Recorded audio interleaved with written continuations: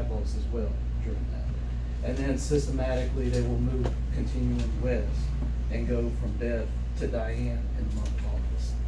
Now, there's no set in stone timetable depending on weather impacts and stuff of that nature, but that's what they feel they can do without unforeseen interruptions or delays. So one of the things that the contractor is actively pursuing right now, like any current effort on construction, is supply demand. So one of the things that we're battling currently is with the concrete mix design. The stone supply that goes in the concrete mix has been uprooted a little bit, and they're having to get stone from other suppliers, which changes the mix design, so we have to actively review those and improve those going forward. So that's currently going on right now. And it's just about every concrete supplier there is, because they all get their stone from similar sources. So once they pour the section or rehabilitate the section between Forest and Beth, what they're going to attempt to do is transition traffic now to the new pavement. So that way there's more travel lane space during that section. Right now they had to minimize it because they had to demolition past the proposed canal center line of the bridge. And that's why it's narrowed the travel lanes currently. But they're hoping once they pour this next section over this month, they'll be able to put traffic onto that new improved section, which will make it more navigable for traffic. Outside of that, the contract, it was for, the notice to proceed was February 14th of 2022. The substantial completion date is February 14th of 2023. And along the way, if there's any issues that pop up where the contractor may request for an extension due to weather delays, material delays, or unforeseen circumstances based on underground utilities or whatever, we have a lot of communication going on with the different utility companies. So when they excavate areas, if they find a conflict, we're contacting them and they promptly send someone out to address those particular situations. So outside of that, that's just the general overview and project update. If anyone has any questions, I'd be happy to answer. Yes, ma'am. I received some calls today on it, and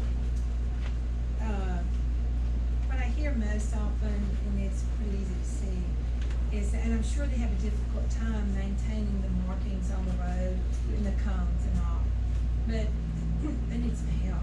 Yes. And if they're not gonna put the tall cones back, if they could get those bases up, they look like shoes. If you look at it from a distance, you think, who lost their shoe? Well, it's the bases to those stands, because everything's been run over.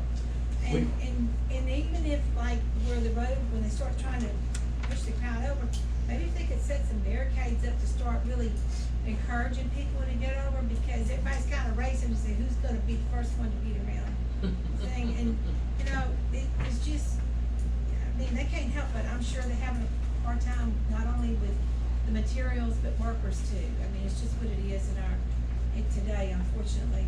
And it's gonna be nice when it's finished, but you know, we all like it when it's new, we just don't like to go through the pain. Yes, ma'am. To answer that concern that someone's voiced about, is what I call them flexible delineators, what they had separating the two-way traffic. What was happening is people were hitting them, and then once they're hit, they lean one way or the other, and then it makes it much easier to hit again, and they just got obliterated from that point forward. Right. So what we've done is we've talked to the contractor.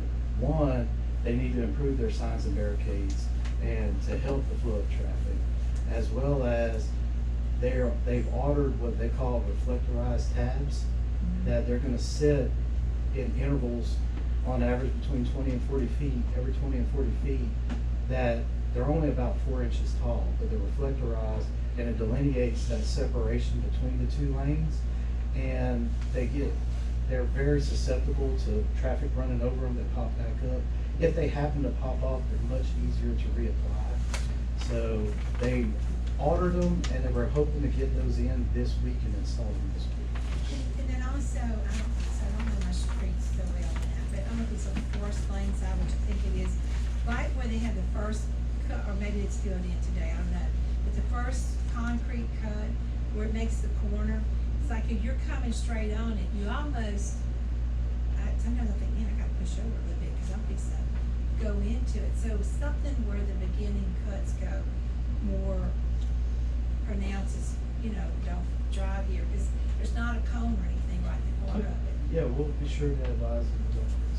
Well, and just to echo Mrs. Abshire's point, I mean, it's not just her district that's getting calls, we're getting, I'm sure every single one of us has gotten a call regarding the traffic issue there. Do you know exactly how wide each lane is from to the?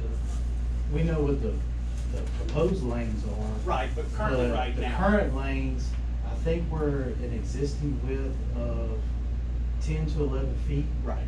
So- And they are tight right now. Right, and they are, and looking at them though, it's more intimidating than it actually is. If you're driving and you look, like Ms. Abshire said, you feel like you're about to fall in, but I mean, I guess technically you really do have a little more space than you're picturing, but they are pretty tight, right? The lane width is very similar to the lane width that they have on Crown Lake Road near the mall. When I restriped it, that's realistically the width you're dealing with.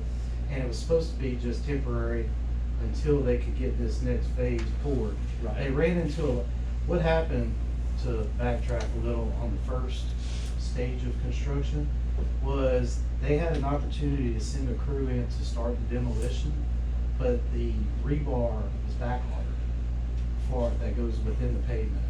And they got on it real quick, weather was playing nice, and they removed it, and then it sat there waiting on materials. And that's where you get questions. Right, and that was a big concern because there was a large amount of time that there was a gap between. And then when it came in, it started raining. Right, and I understand that, there is issues, that are out of y'all's control, of course, but, I guess my main question was the width of the lane, where it's more of a visual thing that people may feel like it's more narrow than it actually is, like we're not, because I think that was my biggest concern when we were driving. You feel like you have to pull towards those barricades and knock them down. And I guess if we had something showing that it was maybe on that side to where you could see that there's actually more room, you know what I'm saying, on the side that's missing, that there's more room than you think, you wouldn't be hitting those barricades on the inside. And that's why the flexible tabs were a viable option, because people felt like the delineators were taking up some of that space as well. Right. And pushing you further out to the edge than you maybe necessarily need to be. So that way, hopefully if the wheel pad, you turn or bump them or whatever, they just pop back up. My name's Jared Hewitt, and I live at 1419 Beth Street. Everybody can.